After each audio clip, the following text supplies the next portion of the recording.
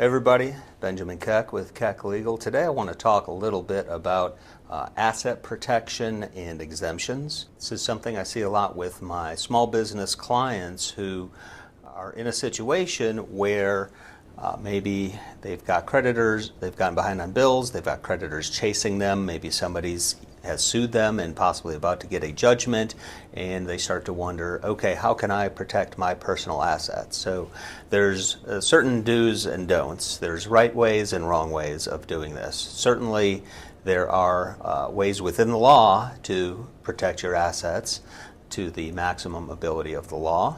And there's things that are a very bad idea because you can get yourself in trouble. So the first thing to be familiar with, particularly when you're talking about personal assets, is the concept of exemptions. So under the Bankruptcy Code and in every state here in Georgia where we operate, the Georgia Code provides for a list of exemptions. For example, $21,500 of a homestead exemption, or that doubles for a married couple. That's the equity in your house. That's how much can be exempt from creditors. Retirement accounts are a big one. Unlimited exemptions in retirement accounts. So, $5,000 for an automobile.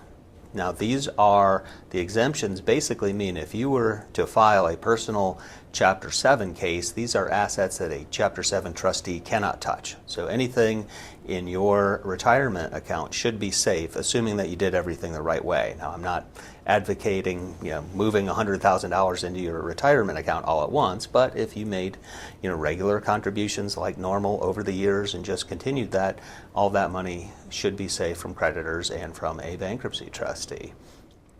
Similarly with a car, for example, I mentioned the $5,000 in Georgia exemption for a vehicle. A trustee would need to make a decision about, okay, is there enough unexempt equity in that vehicle to warrant wanting to sell that for the benefit of creditors? And if there's not enough equity there and it's all exempt, they're just not going to bother with it, and you're going to be able to keep that. So you want to be thinking about these exemptions and making sure you're maximizing your exemptions, because that's the right way to protect your assets to the full extent of the law. Now, what you don't want to do maximize your exemptions. Don't start transferring assets out of your name. That's the absolute worst thing you can do. And people panic, and this is what happens. Oh, I'm getting sued. I'm just going to quit claim my house to my wife or whomever.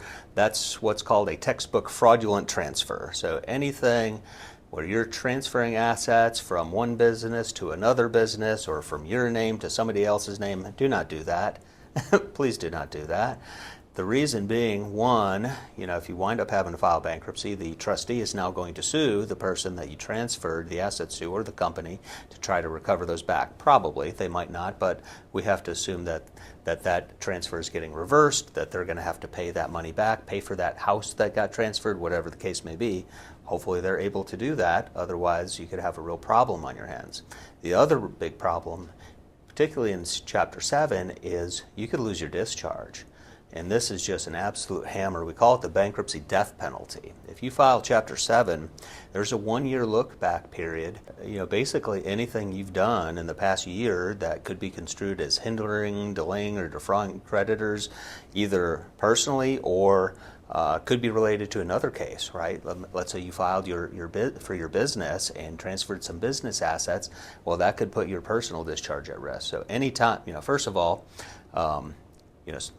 do not start transferring assets without consulting an attorney if you're in any sort of debt situation where you're ever concerned about creditors or somebody who's filed a lawsuit coming after you. Do not start transferring assets to anyone without consulting an attorney, first of all, because with that 1-year look-back period, you could lose your entire discharge. So basically, let's say you quit claimed your house, and for whatever reason, you forget to mention it to your attorney. First of all, don't ever forget to mention anything to your attorney. Please tell your attorney everything they need to know. You have attorney-client privilege. They cannot fix what they don't know about.